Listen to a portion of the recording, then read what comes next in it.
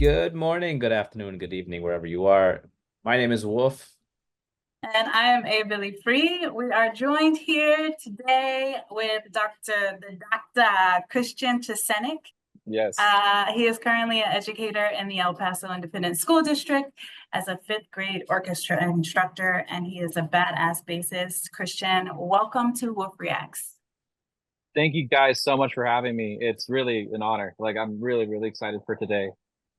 What excites me is that you're a creator of instruments too. So you give birth to all these instruments that bring people joy, which is kind of really cool.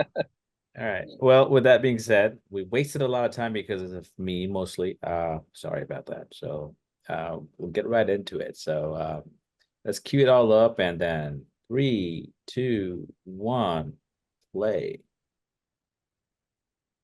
Captions, please.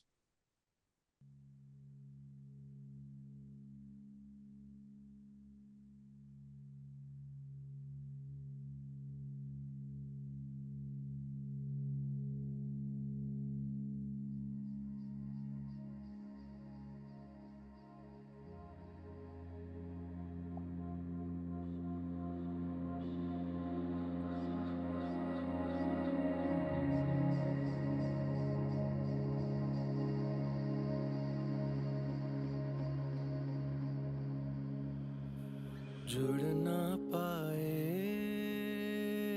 बाद तेरे टुकड़े दिल के रखूं क्या याद तेरी कोई बात नहीं लफ्जों में Very ambient.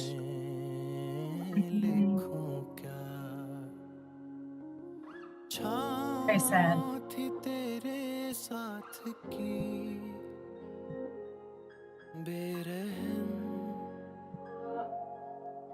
This is hitting home in so many ways.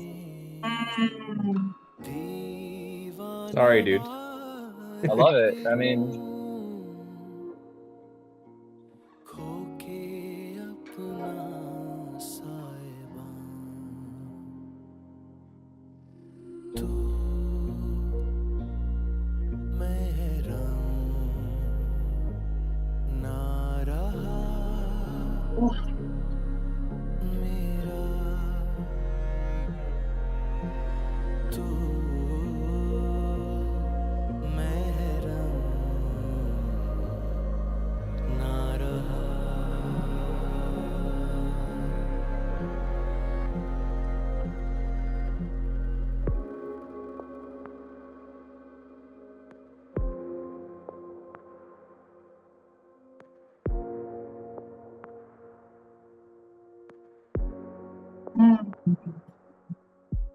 छुपने सी बात कही खामोशी में सुन बैठे जन्मों जो ना बीत सके हम वो अंधेरे चुन बैठे कितनी करूं मैं इल्तिजा साथ की चांद से Getting crushed. The vocal mixing on this is crazy. yeah. फिर भी ना रो पाए हम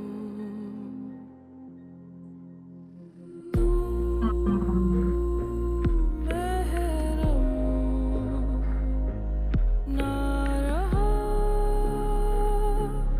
मेरा Wow.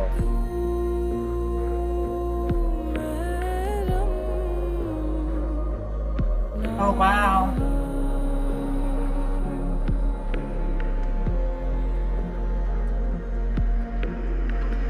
मैं सुन रहा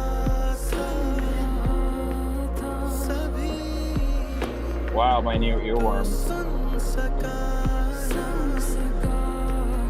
कभी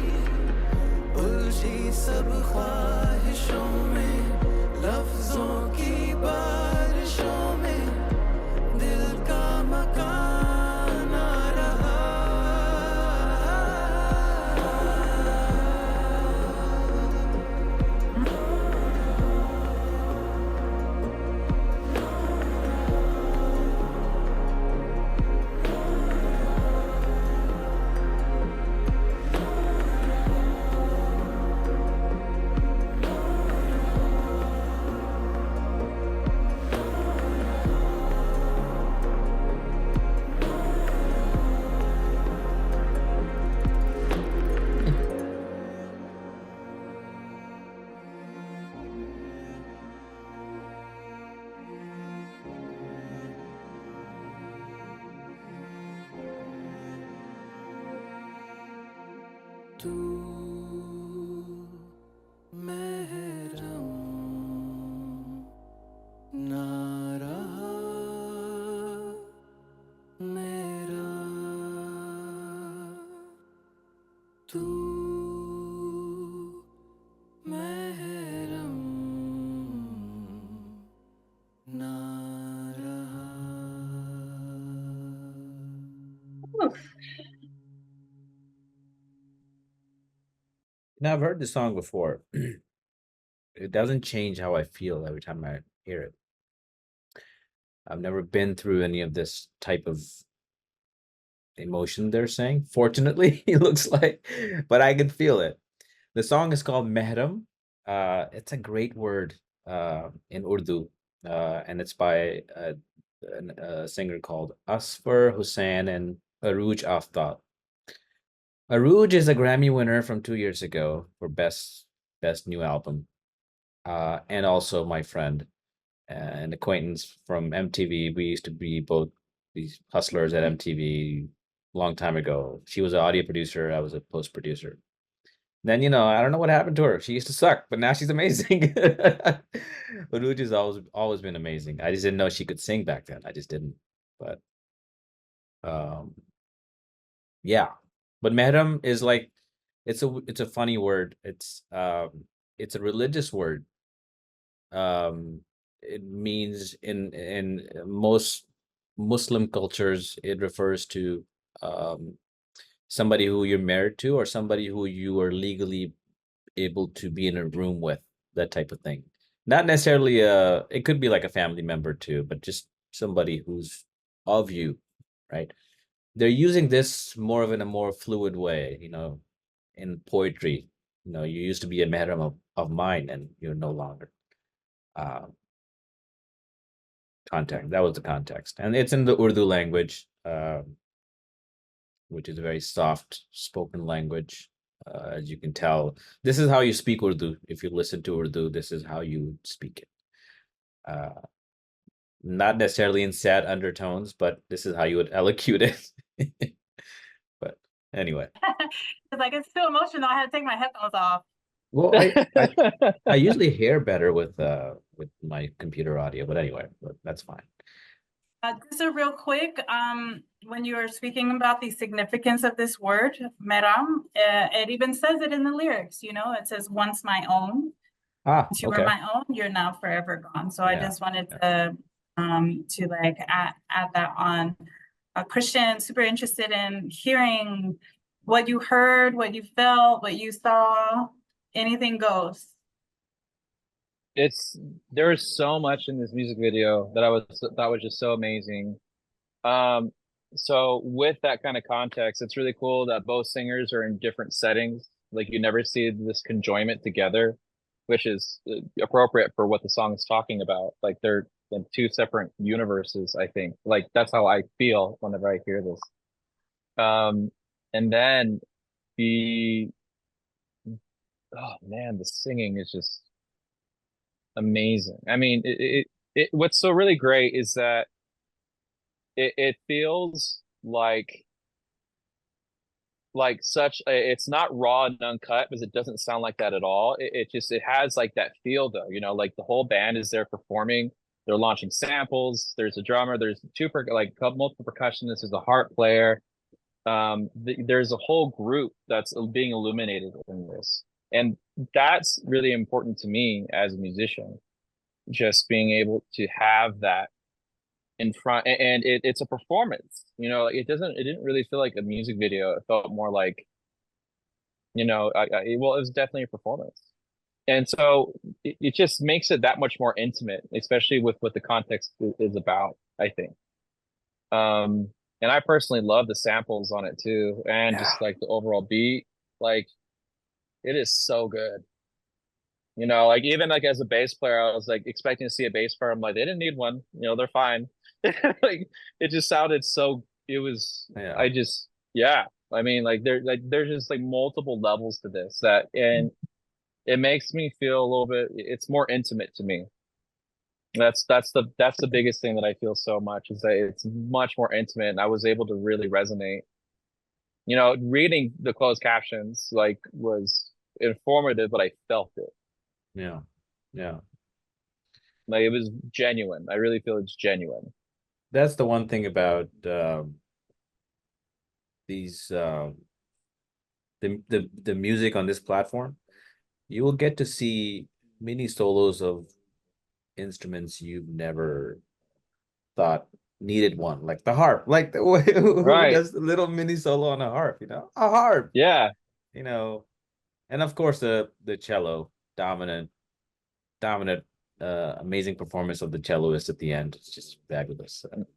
Hey Billy, Mhm. sorry, I know you were wanted to say something. I No, cut no, you I off. just, when you said cello, I just came back to the sound of the cello inside of the song. I mean, you mentioned at the beginning was, it's very ambient, very haunting, and there was many layers of music, but it was super subtle. At the same time, I thought it was cool how they affected the drums. Like they had like a larger drum set, and they sort of affected that. Um, I like the ambient synth that they had. That Yeah. gave it just a lot of room, right? And just to let those vocals really fly. And like I said before, the vocal mixing on the mixing on these vocals is just like this is why engineers get paid so much, to be able to Yeah. bring those subtleties out of the voice. Um, and then lay it on top of this instrumentation was just super, super nice. It gave me Excuse the me. vibe of like that movie, What Dreams May Come with Robin Williams, which is like one of my Yes. faves. Mm, It gave me that feel. And I feel you, Christian, like it was raw, like there's this rawness underneath it, like there's this pain, this like deep, profound like feeling. But everything, the way it was shot, like it was like a soft starkness, like you can tell people are super lonely. They're like, everything's covered up, everything is dusty. Like even when they come into the room at the end with all the instrumentalists, like the way that they played with light, really just, I just, that they're doing this in order for the viewer to like feel affected. yeah. And it definitely worked. These lyrics are crazy. For me, the hook was so simple, but the verses were so super complex. Um, Again, once my own, you're now forever gone. We have with nowhere for myself to protect. Um, ugh, this like longing, this feeling for wanting comfort. Yeah. It feels like I'm sure something could be said for it being like a big breakup, but for me it felt more like death, like somebody died, and like this is like the feeling that's Yeah, left your over. relationship. Yeah. Yeah, your relationship definitely Yeah. died. Yeah, Um, there's something to be said about personifying death of a relationship in mm, this way, right? It's anyway, sorry, go yeah. Totally. ahead. Yeah. No, please. That was it. That's all I had. I always love it that where gender roles, traditional ones, they're challenged, right? Like the octave she was singing in, completely different than the guy. Beautifully sung, both of them, right? Uh, but just flawless. It's gender neutrality that really is amazing to me in music. It just kind of levels the field. And they're both comfortable in the way they're singing. There's no like, you know what I'm saying? I don't know how to sing, but I know good singing when I see it. Yeah. Oh, It's absolutely.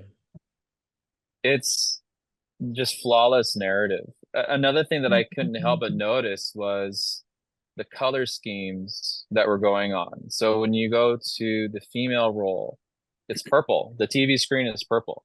Mm, And then for the male role, it switches between black and there's a moment where it's like black and white, and then it's mainly, aqua and blue. And then the band, especially when they're being featured, is like bright orange at times. Like mm, it's like to me, that kind of just show it doesn't kind of show it's showing this kind of like separating what's in the background and in the foreground. And also it's adding a mood to what they're saying. Like to me, I mean, maybe I'm overthinking the symbolism, but I just think that the way that it's curated is just really amazing too. Like Yeah. you can't help it. It's an immersive experience. Yeah. Yeah. No, I think that's by design. I think a lot of these videos, it's not enough to merely say the words. Right. They've started involving filmmakers who are also helping elaborate on these like sort of narratives that people have been talking about over centuries, you know, as A Billi and I've sort of experienced in the past videos. So they're trying to accentuate that visual aspect, like give you some context for people that may not necessarily get the lyrical part of it or the poetic part of it. You know, they can view things, and I can appreciate that as a filmmaker. You know, it's definitely I mean, what you were saying is this is exactly what they were, I want to say, trying to get to. You know, so it's not, you're not overthinking it. These things are overproduced for a reason. You know, I think. And you know, somebody I know actually teaches this in one of their courses. I want to say University of Virginia or VTech somewhere, but they use this song in a music class, you know, to sort of like they try to identify like what kind of instruments are there. I sure as hell can't, but like I know there's a cello there and I know there's a harp there, but I can't tell any of the other instruments, you know, but somehow it just works. I have around the 5 minute mark. It's something that popped out to me while during the first view is the images on these screens that look like windows. I'm wondering what that is, and for those in the viewing audience have seen the behind the scenes, maybe you can clue us in. But also I want to like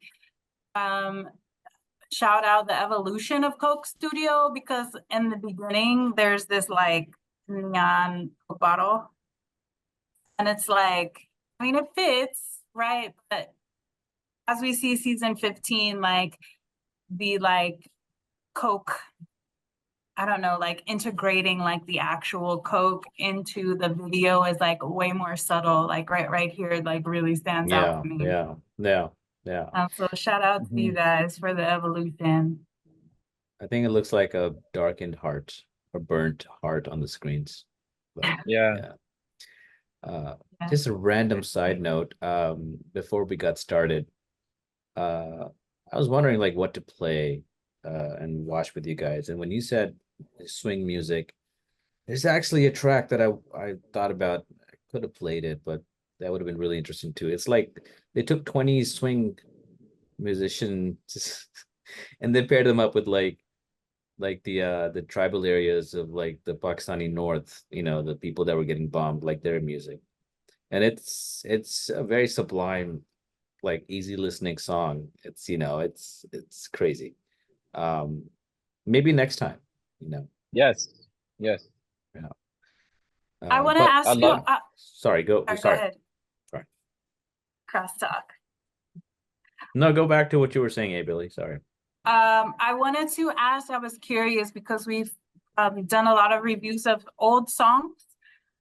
Is there, I'm assuming that this is a contemporary song, but are there any like threads or connections to maybe some old story or mythos in the Pakistani culture? Other than using the Urdu word. language and, you know, using just kind of romanticizing. I speak that gooder English. Better. Yeah, but using like a religious word and kind of romanticizing it into poetry, you know, I think that's kind of like the extent of it. It's not an old song. It's not an ancient narrative. An ancient narrative in a sense that it is an ancient narrative of love, you know, Yeah, for sure. process. But it's this hyper futuristic thing, in fact, you know, with all the type of instruments and the way they've sort of like put it together.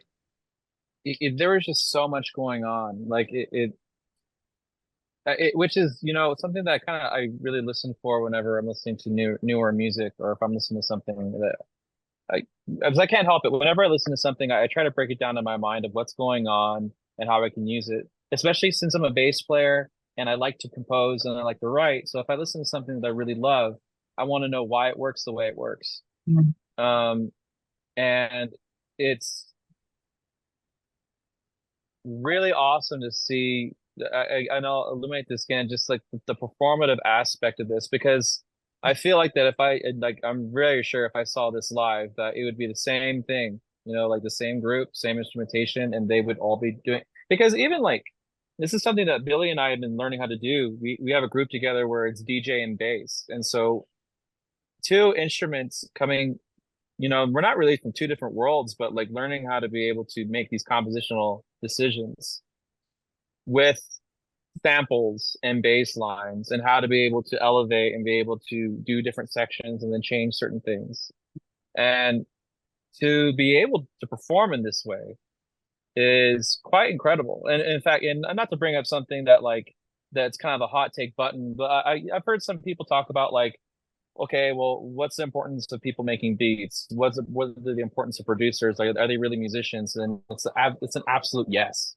You know, I don't really understand that kind of that ideology, because it's, you know, people knock, and this is something that from having like a higher ed degree, I've also heard other people talk about, where it's like, you know, just because you don't know how to read music and stuff like that, like, yeah, I completely agree. You know, there's a lot of people that really heavily rely on written notation, and that's just not even the surface of what music really is.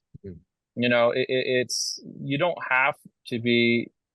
In fact, I actually think that musicians that stick only to Western notation, or like notation in particular, they miss out on a huge aspect of music, including stuff like this, where it's like, you have to hear it. You know, you can't just go into a session, especially for classically trained musicians, like they're so used to playing in an equal tempered system, when really the musical instruments that they're playing on are not equally tempered to begin with. Like, you know, there's some strings on like these modern instruments that aren't supposed to be tuned the way that they're tuned, because they just want it to fit in a certain box. Yeah. So like, I feel like that if people were more open to the idea of being able to understand what production is, and what the mastery of being able to play a musical instrument that isn't the conventional, which is kind of ridiculous now because we've been doing this for years and people need to get used to it.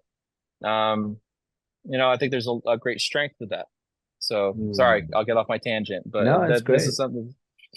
There has to be Thanks for demand that. for it too. I think there's needs to be a demand for it. Unfortunately, there isn't one. Maybe in some countries or some parts of the world. Clearly, it is here. There's 15 million views. No. Yeah. Yeah. And if you believe it or not, I let people decide. You know, these are live audio takes. That's why they're singing into mics. These are live takes. So every single one of them. There's 15 seasons of them, and there's behind the scenes that's videos of each of these like music videos that kind of take you out. Christian, I feel like you're tapping on something that's been a regular conversation here on wufreacts about sort of the hegemony of Western music, and thank goodness for the internet. So because you know, folks like you and I, you know, maybe more me because you make instruments and you know have studied these different things, like we're now exposed to these things, right? And I think I'm a musician that I learned how to sight read a long time ago, and then I forgot it. And now it's just purely based on feel and having heard sounds over and over again. And it is, for me, it's absolutely something you feel. You don't have to be educated in order to feel this song. You don't have to understand the technicalities of everything that's happening here to be affected by it. it's fun to know. If you want to, work in this field, yeah, it's important to know these things. But and then now there are ways for you to actually figure that out and meet people who are skilled and have studied these things. But for me, it just points to the Western palette being opened up a little bit more, right? And particularly as we become a more global society, hopefully like more globalized, these sounds, these vocal runs, these techniques will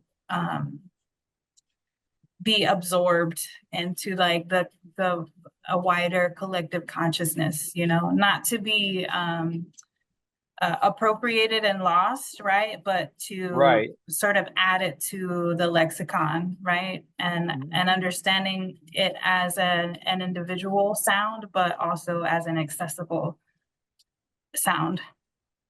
Well, and I absolutely agree. In fact, that was talking about my time with Francois.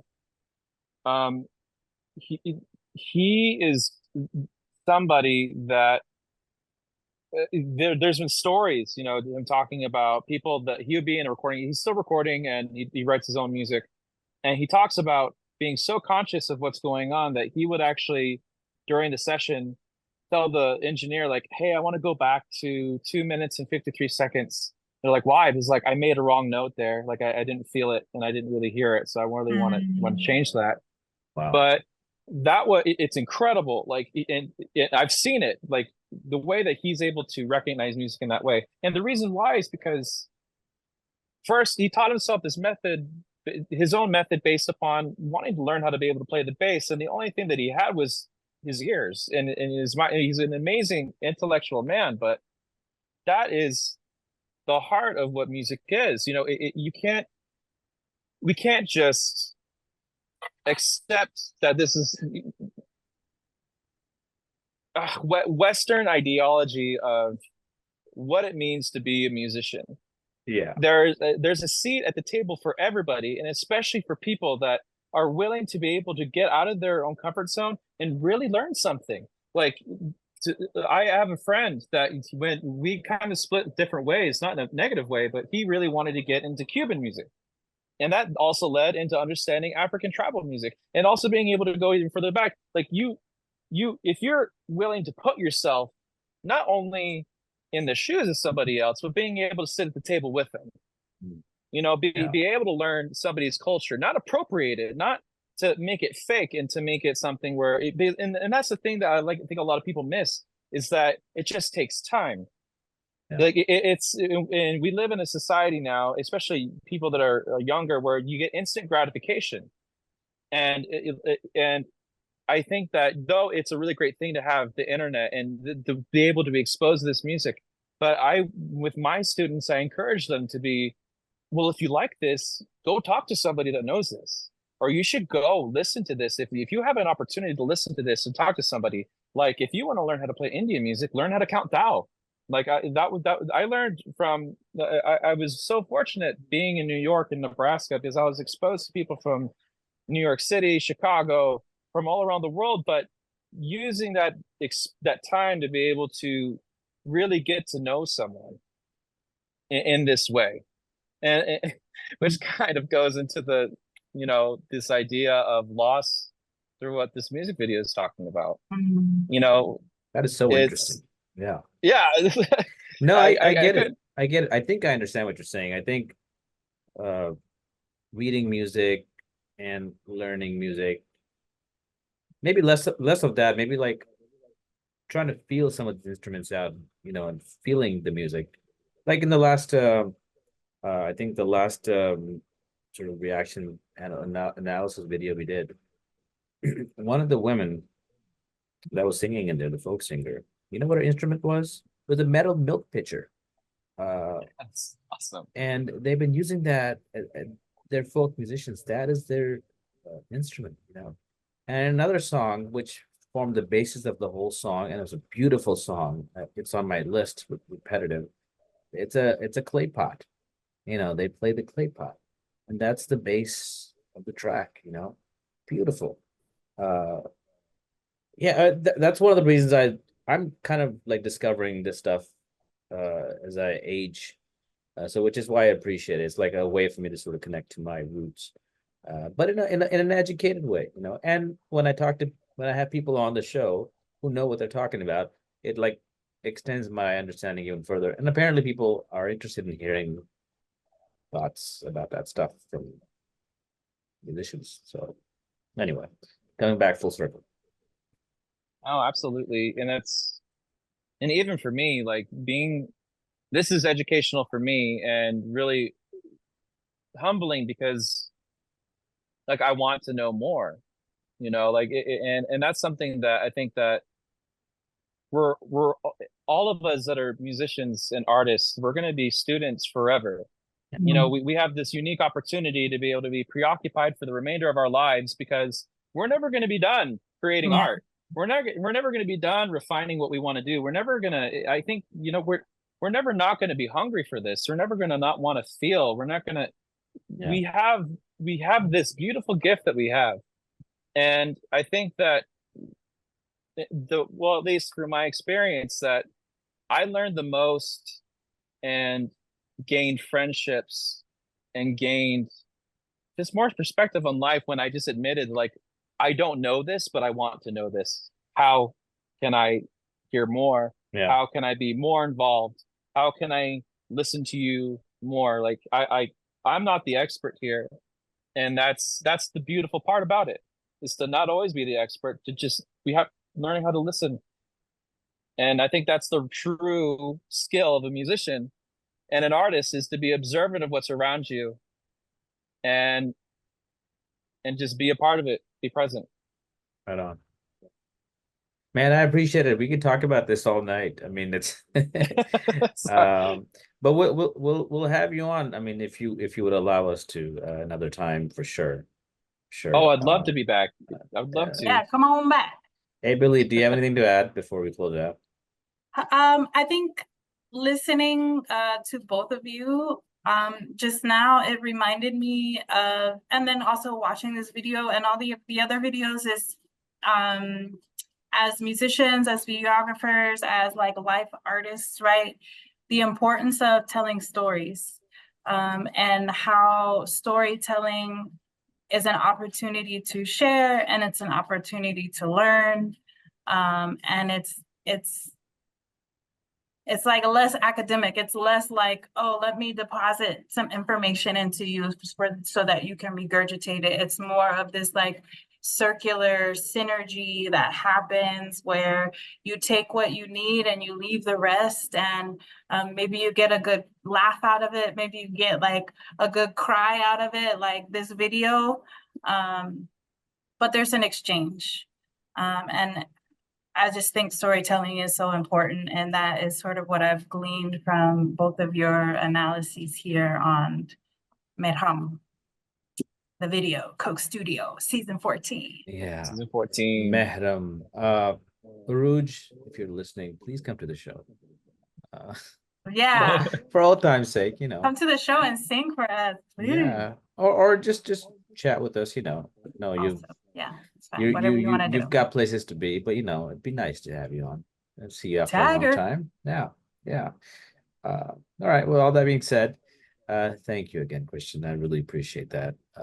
Your insight, invaluable, and as usual, A Billi. My name is WUF, and till the next time.